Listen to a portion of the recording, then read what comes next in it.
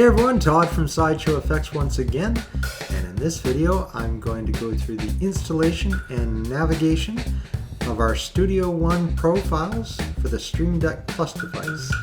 Now I'm going to be demonstrating this on a Mac system, and where the installation differs on the Windows, we can jump over to that and I'll demonstrate it on the Windows, but mostly this will take place on the Mac. Pretty much everything you could do on the Mac, you can do on the Windows as well, so you'll have no problem following along. Now we're going to demonstrate all the different profiles that we've included into this pack, how you link them together, as well as how you work with it. We'll see how you can control your track faders and your pan, as well as have the ability to control specific parameters within any of your VSTs. So when you've downloaded the pack and unzipped it, this is what you're going to see. The first thing we want to do is we need to install a few plugins. The first of which is the MIDI plugin by Relinking Spell, and that is available within Stream Deck itself. Now, depending on which version of Stream Deck you're currently running, you will get to that MIDI plugin in a few different ways. Now, I'm running Stream Deck 6.4 right now, which is a pre-release at this time of the recording. But how you'll get to it is up here you see some icons and we see the new Marketplace logo. Clicking on this will open up the Marketplace in our browser, and once it's loaded, the handy search box here, just type in MIDI, and you'll see we get a few results, including some of our packs that are now available through the Marketplace. We want this one here, the MIDI by Relinking Spell, so clicking on that. And you will need to be signed in order to get this to download. It's a free download. So once you're signed in, I have it installed, so instead of this open in Stream Deck, you'll see a blue Get button. You press that and it will install into your Stream Deck right away. So if you're running Stream Deck software 6.3 or earlier, there's a different way of going about it. So with your Stream Deck software open, you'll navigate to the store icon and open that up. And along the side, you'll see a Plugins tab. We'll click on that. Go to the search box here. We're going to type in MIDI. And this is the one we want here, MIDI by Relinking Spell. Now, if you see that it says uninstall, likely you've already installed it, possibly from having one of our earlier packs. But if you have not installed it, you'll see a blue install button. Just click that and it'll load directly into your software. So once you have that MIDI plugin installed, the next plugin, we have a plugin of our own that we've included inside the pack in the plugin folder. And just with your Stream Deck software open, double-clicking this file will load our plugin in as well. Now the next thing we need to do is we've got some graphics for the dial strip of the profiles that we've included. Now you'll see that I've got my Stream Deck software is currently displaying my MK device. So I'm going to switch this to my Plus device. And to install those plugins that we just did, it doesn't matter which device was loaded, it goes system-wide. But we will need to have the Plus device. If you have more than one device connected, you will need to have the Plus device showing here once we get to installing the profiles themselves. So with these Relinking Spell graphics that we've got here, this folder needs to go into our Documents folder. So just opening up my Documents folder, you see we have Documents here. I would take this Relinking Spell, drop it right into the root of my documents, and as you can see, I already have Relinking Spell here.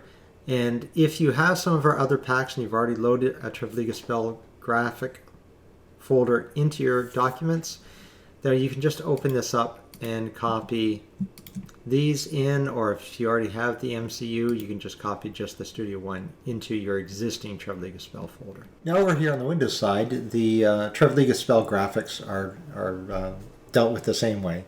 You would take the entire folder and drop it into your Documents folder. And like we showed earlier, if you already have the Relinking Spell, you would just go in and copy the folder that currently does not exist in your current install of Relinking Spell. So once you've dragged and dropped that directly into Documents, because this pack uses MIDI control, we're going to need to set up our MIDI on our system. So on the Mac here, we're going to open Audio MIDI Studio.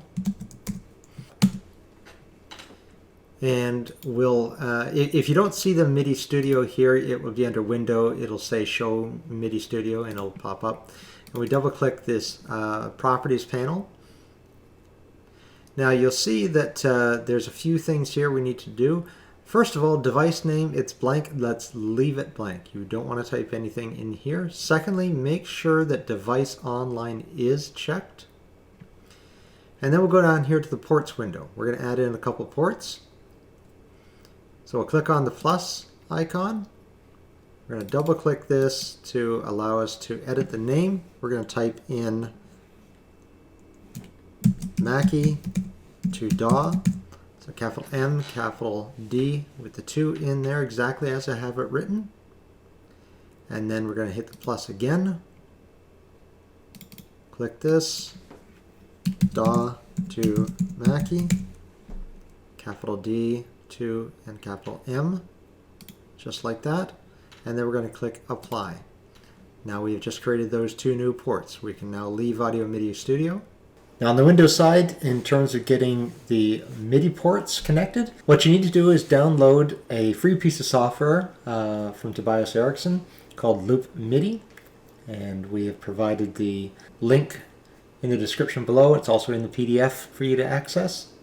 And when you open it, likely if it's the first time, this will all be blank. But we're going to enter in a couple of ports here for Loop MIDI. And just as a side note, this is a free piece of software provided by Tobias Ericsson. We encourage you to go to the About here and to make a PayPal contribution to them for this wonderful piece of software allowing us to connect our MIDI ports on the Windows system. So with the ports selected here in Setup, we're going to, you see how this is already highlighted, so we can start typing right away. And what we're going to type is the first port, and it's Mackie to DAW, capital M, capital D. And this one will be capital D, A, W, to capital M, A, C, K, I, E, DAW to Mackie. We'll then hit the plus once again to add that port. And you see that we have both of them connected here. And now we're going to leave this open and just tuck it out of the way. Now let's launch Studio One. And I'm working on Studio One 6.5 at the moment. It looks slightly different than earlier versions, 6.2 or earlier. For the most part, most of these directions are going to apply. It's just that when you get to our macro, which I'll indicate in a few minutes, that's the only thing that is available on 6.2 or later. Okay, so the first thing we want to do is, since we have created a number of keyboard shortcuts of our own, you need to install our key map. So you'll go to Studio One, Keyboard Shortcuts, and you can see here we have the keyboard mapping scheme. We're going to click on this. We're going to say Import. We're going to navigate to your downloaded folder from SideshowFX. And we're going to go into the Studio One key map, into your operating system. We're currently on the Mac. And we'll double click this one to load it. It would say yes. And you'll see that it doesn't actually give us the name of the one that we've just loaded. It just says modified. So we'll apply and say OK. Now you know that we have the SideshowFX key map is installed. Now we want to set up the MIDI ports. We're going to go to Studio One, Preferences. We're going to go to External Devices, and we're going to say Add. From the device list, we're going to go down to Mackie. Click on Control, and in the Receive From, we're going to say Mackie to DAW, and the Send to, the DAW to Mackie. And we'll say OK. Now we see it loaded here. We're going to click on Edit, and we're going to change the name, the device name here. So we'll change it to SFX Control, exactly as you see here, and double checking that we do have the Mackie to DAW and the DAW to Mackie there. Next thing we want to do is we're going to click on Placement, and we're going to drag this into Group 1. And when we close, and once we've done that, click OK.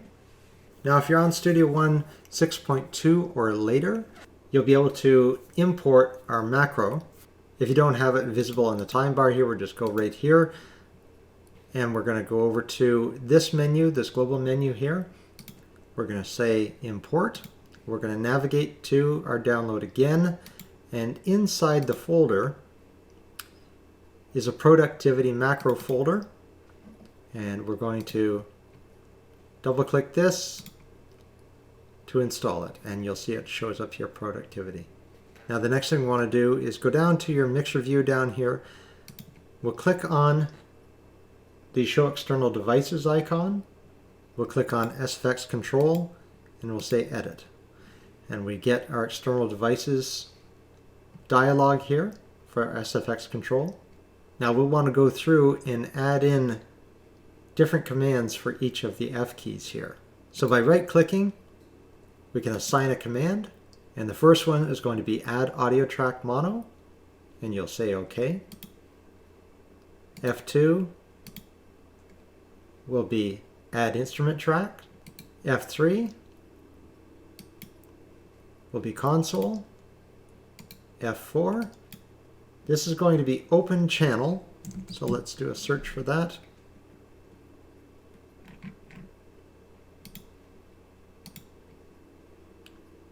Right-click F5. This will be Add Insert.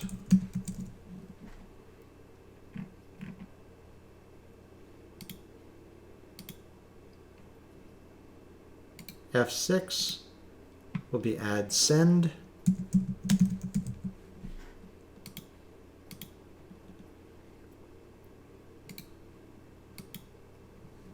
F7 will be Previous Track.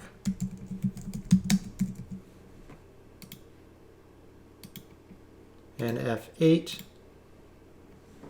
will be Next Track.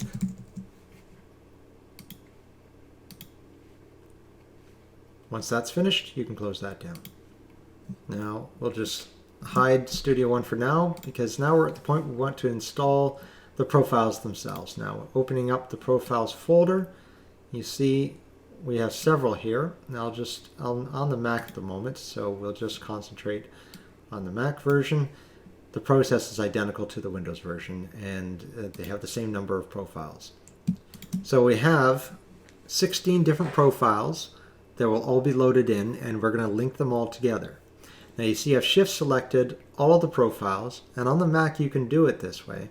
With my Stream Deck software open and making sure that we've got our Stream Deck Plus device, if you have more than one device currently connected, make sure the plus is showing here on the menu. So with all of these selected, you just double click and it will load each one of these into our software.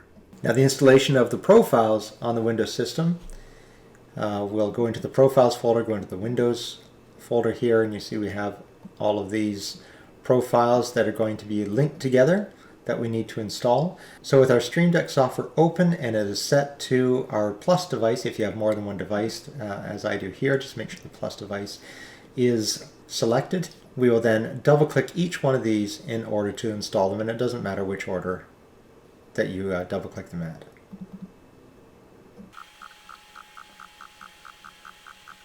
So there we are, we've installed all of the profiles here, and in a moment we're going to go through the relinking process. We'll be demonstrating it on the Mac system, but the process is identical on the Windows system. All right, so now we have our profiles all loaded in. Let's go over to the main profile. This is the jumping off point for all the different profiles and how everything kind of gets connected. Now I'll go to page 1 here. Now what these are switch profile keys, indicating that when you press this button on your device, it will launch whatever profile we have assigned to it. Clicking on File, for example, demonstrates that when we click on this, it's going to open our default profile on our device. Well, that's not what we want. We want the file profile to open. So how we make that happen is just click on this arrow, select the file profile. Now when I go to my device and press on File, it will load the file profile. Now you see we've got a back button here, and this is a switch profile as well. And it also needs to be told where it needs to go. So we always want to point this back key to the main profile. So now on the device, we can just get ourselves back to the main profile. So File, and then back. Now you see, just want to mention that we have an extra back key here. This can allow you to go anywhere else you want. If you have other profiles loaded, that you can designate where it will go.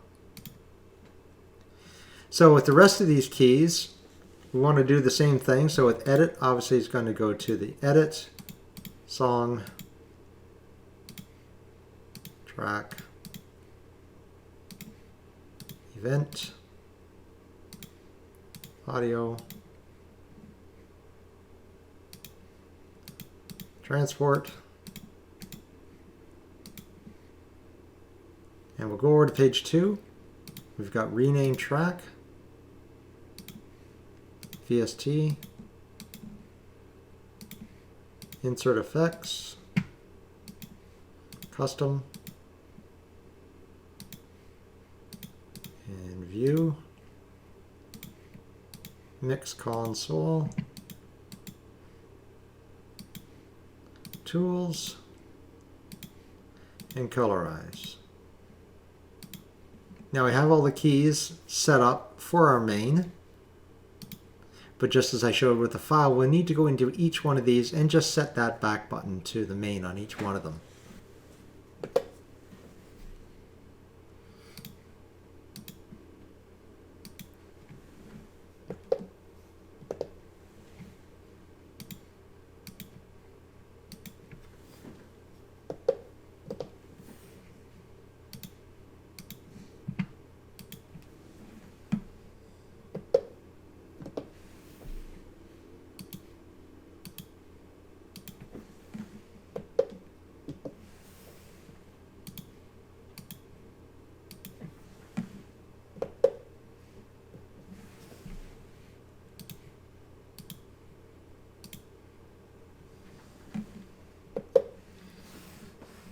Now we can swipe to page 2, get into rename track.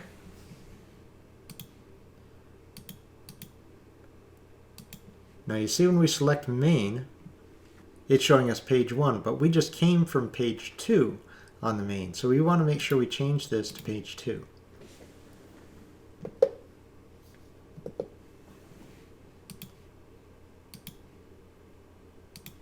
And same thing with this one. We want to make sure we go back to the page we were just on.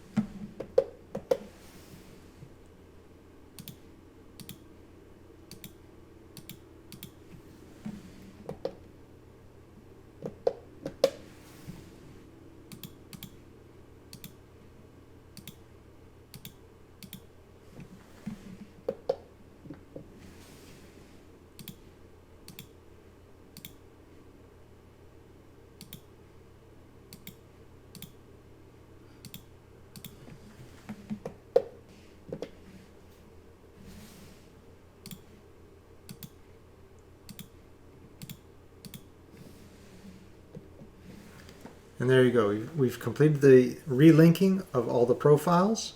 So on the main profile here, on the dial strip, you can see we have some commands. So the first dial, above the first dial, we have our zoom horizontal and zoom vertical. And you can choose which command is active just by pressing on that part of the screen. So right now you can see zoom vertical is selected because of the green triangle.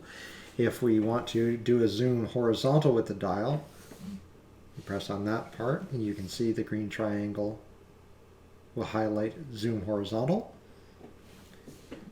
Then we can provide this function, zooming our track horizontally, and if we want to go vertical, tap on that part of the screen, and now we can expand and contract our timeline.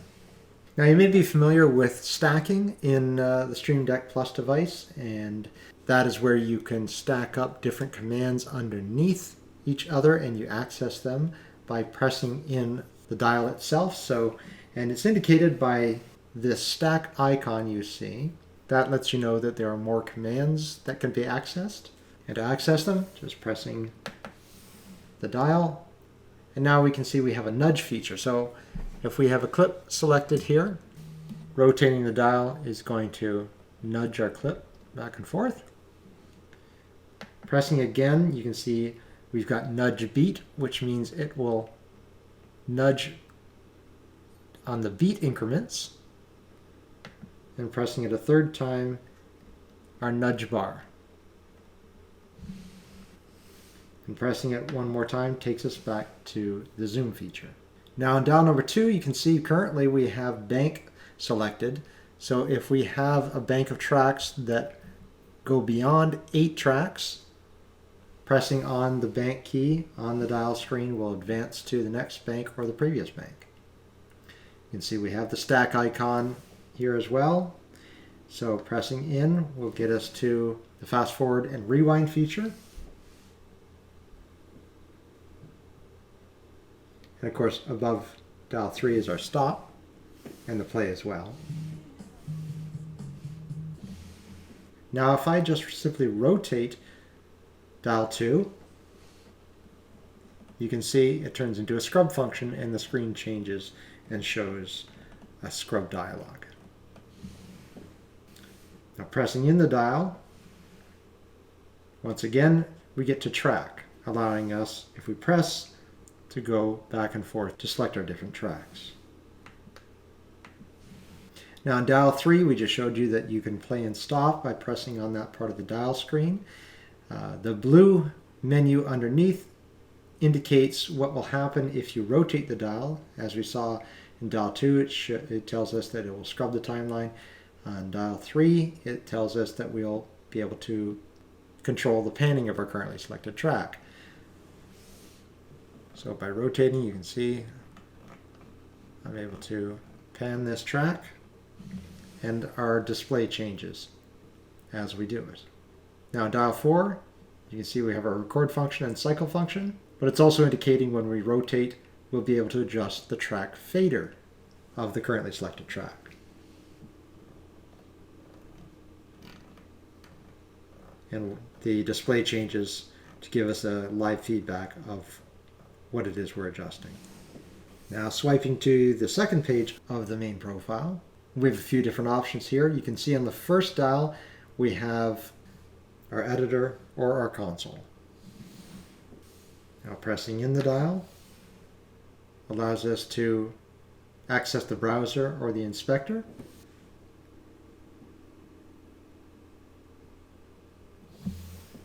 Pressing in once more takes us back to the console and editor. Dial 2 is the same as we saw on page 1. Now dial 3 will allow us to control the pan of the currently selected track. The dialog is just always visible. And dial 4 will allow us to control the fader of the currently selected track. In addition, you can see that we've got mute and solo on the screen above dial 4. These will allow you to change the state of the currently selected track. So turning on solo turns that off. We can turn off mute. Now in Windows you'll notice that there is a third page that's available here on the main profile that isn't available on the Mac. That's because we've got a custom utility that we've developed, but it's only for the Windows system. So if you're on Windows, you can advance to this third page and we'll show you how to get this set up and working. So in your SideshowFX download, you'll see there is a folder called Utility Script Windows Only. If we go into that, you can see we have Utility Script here. Now what we want to do is we're going to click on this utility button up on the top left, and you'll see it's asking for us to point to where our utility script is. Now you're going to want to put this in a location. I would recommend putting it in your documents, somewhere where it's not going to be moved. So let's take this and we're going to copy it into our documents. And in our Stream Deck software, with this button activated, go down to this app file dialog here. We're going to click on the file icon, navigate to our documents folder, and we'll select that Studio One utility.exe that we have provided. Now once that's connected, you can go to your device and you can press on that key. You'll hear a little beep. And you can also look down in your system tray and you can see that the utility is active. Now what this will allow us to do is it allows us to take any volume controller that we have connected and use it as a shuttle or a scrub tool or a zoom tool, anything like that. We've programmed a few different things for it. So if we go to our Stream Deck and we press zoom time, that allows us, when I have this I have a simple volume controller here. This is an Amos volume controller that allows us to use it as a zoom function. We can also click on this for zoom vertical, and it will do the same thing. We can turn it into scroll. And the fourth one will allow us to use it as an AI knob. Now we'll get into this in a little bit, but I just as a quick way of demonstration, let's say I have this effect loaded, the Empire effect loaded. So I can mouse over presence and I can rotate over treble, middle, whatever I am hovering over currently, that's what I am able to control with my volume controller. Now if you don't have a volume controller, you can do the same sort of thing with the Stream Deck itself. So I can just mouse over top of presence here, and as long as AI knob has been activated, I can use the fourth dial to make this adjustment. So it's a handy little utility for you to use. Should you have a volume controller, it can make things a little bit easier for you. Now if we go into File, you see we largely have the same controls for the dials here on both those pages. So they're repeated in the file profile.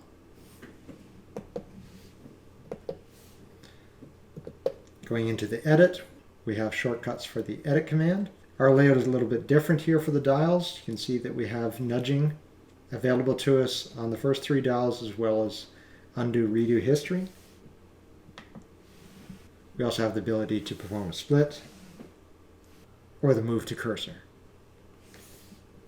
Let's advance to the next page of Edit.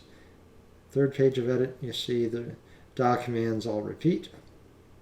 Fourth page, and then once more we're back to the first page of Edit, and the dial commands remain consistent for all of those pages. There's an extra folder here called Select, allows us to access a few select shortcuts. Now let's go into Song Profile. Now we have shortcuts related to the song menu, and a familiar dial strip is here.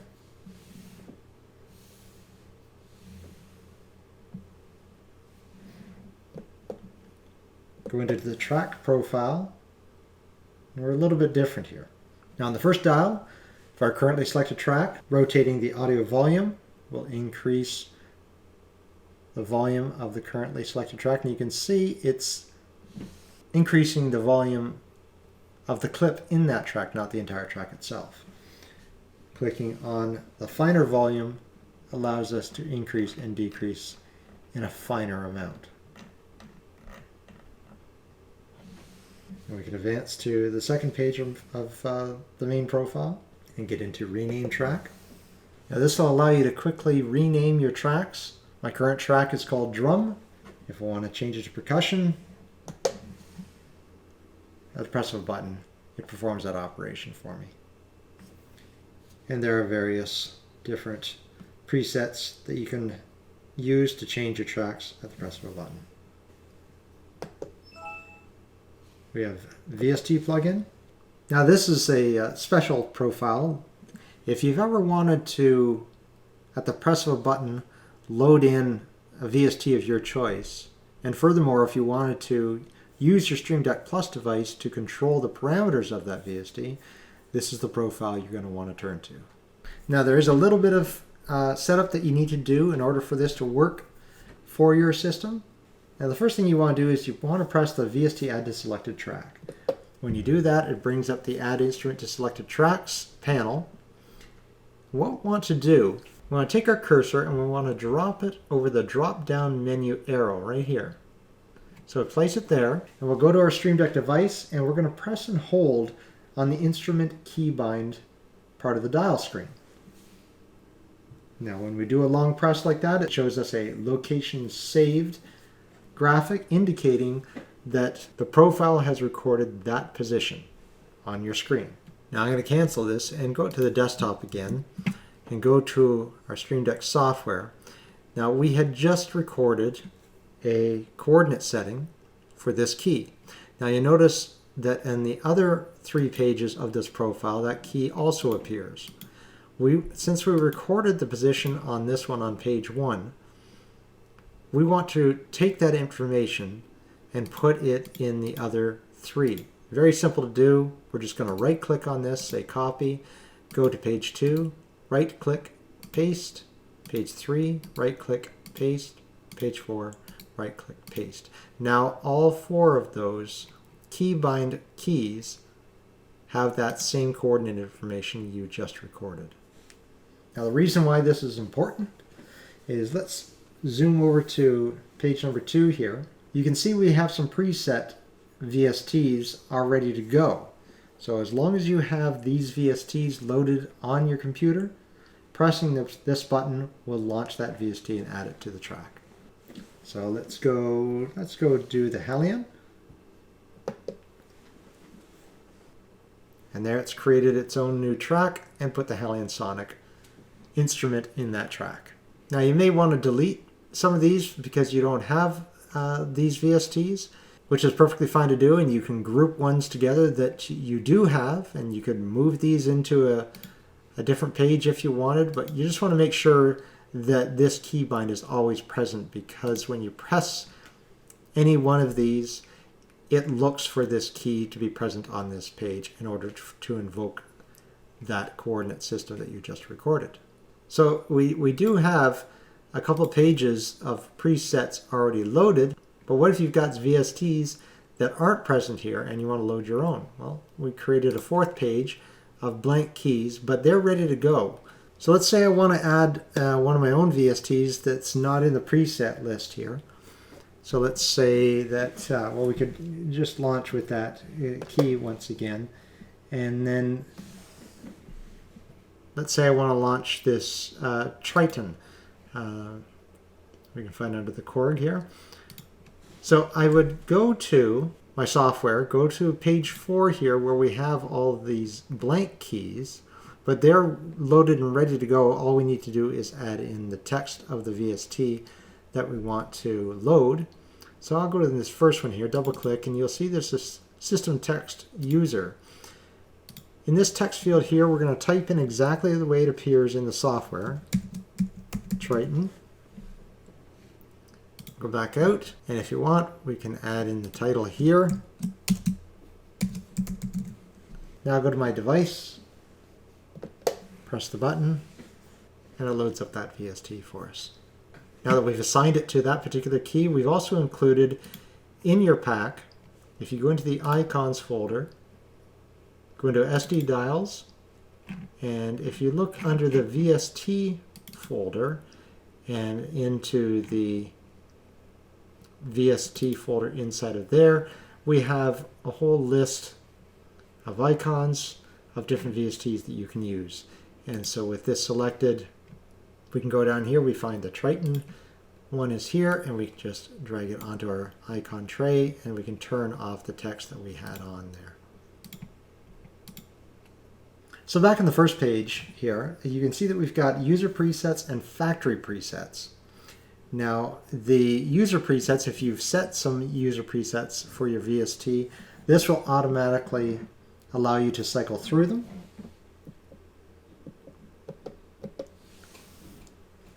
The factory presets, we need to set the coordinates in a similar fashion to the way we set the keybind for the instrument. So we're going to take our mouse, we're going to mouse over the load previous, press and hold factory preset until we see the green check mark. Same thing here for the next. Now for this VST, anytime I want to cycle through the factory presets, this will allow me to do it at the press of a button. Now let's take a look at the dial strip here. You can see we've got some 4 custom buttons, and we have an AI wheel here. What these will allow you to do is control any parameter that's in your VST that you're looking at. So let's just take a look at the dial 4 right away, and I'll demonstrate how this works. So we can just take our cursor and mouse over top of any one of these controls, and then we can use the Stream Deck. Just by rotating this AI dial, we're allowed to control that parameter. Now you can see it's a stack function, so if we press the stack, you can see we have different ways of controlling these parameters. So by rotating this back and forth, you can see our response is a little more responsive there, and we can also change it to an up and down. Now this is important depending on how the VST is laid out. Sometimes you'll see when we're rotating, the mouse is moving up and then returning to its original position. If I go to the horizontal side by side, you can see what happened there. As I quickly moved, it stretched over to the other pot and started to affect its value. So we would want in this particular VST to use the vertical, and that way that's not going to happen. This will continue to be able to adjust this without any interference. If we press the stack again, we see the same sort of function, but the mouse doesn't return. You'll find certain VSTs will respond better to certain actions, so it's up to you to experiment which one of these dials works best with which VST. If we go back to the first one, the AI one, it will work for any parameter that's underneath the cursor. So I can adjust this, move the mouse, adjust this one. Now that's handy, but what if you want to set the dials for particular controls?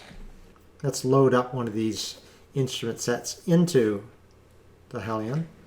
So we populate these parameters now. So we've got this unison enable. Let's say we want to assign that to the first part of our second dial. You can see we've got some custom keys here. So let's make it active by clicking on it. Let's take our cursor, put it over that first parameter. Press and hold on the screen until you see location saved. Now I want to do brilliance, so I'm going to select it here, and you may find that your cursor jumps because at the factory we may have already programmed certain coordinates. You want to overwrite those because they're not going to match your system. So now that I've pressed it first, I can then move my cursor over brilliance, press and hold. Now let's go to dial 3 here, tremolo, press and hold. Let's select the fourth one, tremolo mix, press and hold. Now those are set. So now depending on which one is selected, I can control these however I need.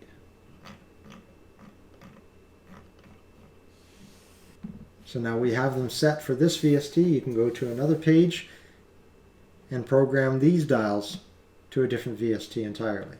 That's the VST profile.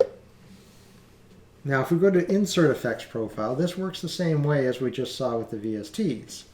Now what you want to do first is you're going to open up your Add Insert Effect by pressing on here. And we're going to take our mouse and put it over top of the device drop-down arrow here. And we're going to press and hold on Inserts. It will save that location. And now whenever we click on any particular effect that we choose, it'll launch that and open up the effect window. Now dial 4 works the same way as we saw in the VSTs. I can just take my mouse over any parameter, start adjusting.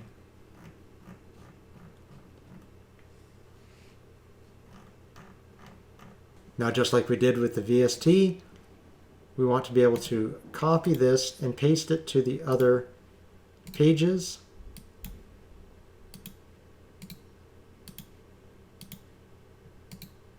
So those coordinates are now available on all 4 pages of this profile. Now you notice that we have some effects already preloaded here, but if we go to pages 2, 3, and 4, we have blank keys, but they're all set up for you. All you need to do is go into your System Text Effects name, and you're going to type in the name of your effect in here. So you want to make sure whatever effect you choose, that its name is exactly as you see laid out here. Let's say we want to have Empire. Add this in. We can add the name in here temporarily. Now pressing on that key will apply the Empire effect. And like we showed with the VSTs, we also have some effect icons you can also use. And we happen to have an amplifier here, so we can take that, drag it onto here, and just turn off our text. Now you notice that we have above dials 2 and 3 some custom commands here. What this allows us to do is save custom settings for any of our effects that we have available. So we've got some controls here on our amplifier effect. Let's start with presence and bass. So what we'll do is I'm going to press on custom 1 first, and then I'm going to take my mouse over the parameter of presence. I'm going to press and hold, and that's going to save that location. And I'm going to hit custom 2 first, and then I'm going to move my mouse over bass there, press and hold.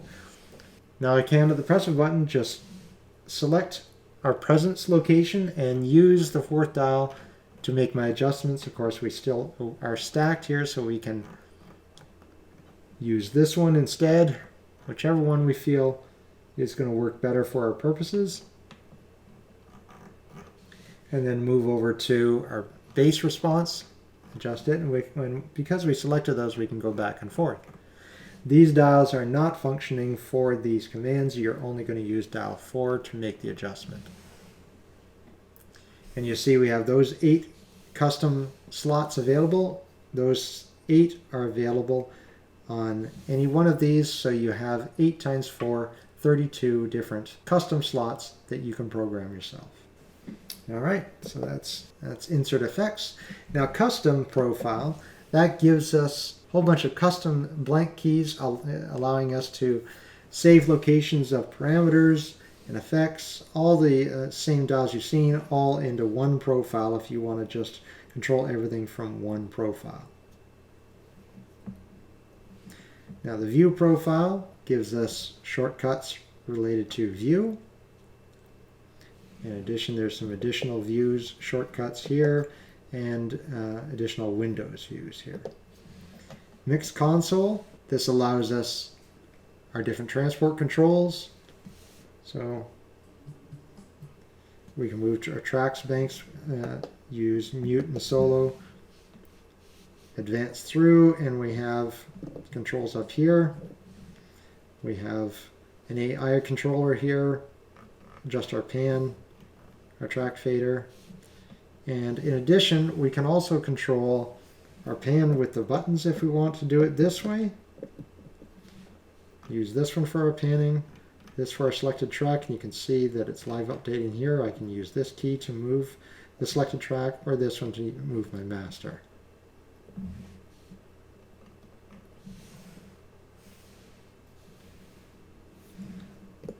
All right, Tools Profile gives us all the handy tools available to us. And Colorize. Now Colorize is only available in Studio One's version 6.2 and later. So with these we have a number of different colors that we can just press a button, colorize our track. So select any particular track and we just change its color. And that's it. That's the Studio One Pro Profiles pack for the Stream Deck Plus device. Hope it's going to help you in your sessions and make things a lot easier for you. Let us know in the comments how it helps you out. We'd love to hear it. Until next time, I'll talk to you soon.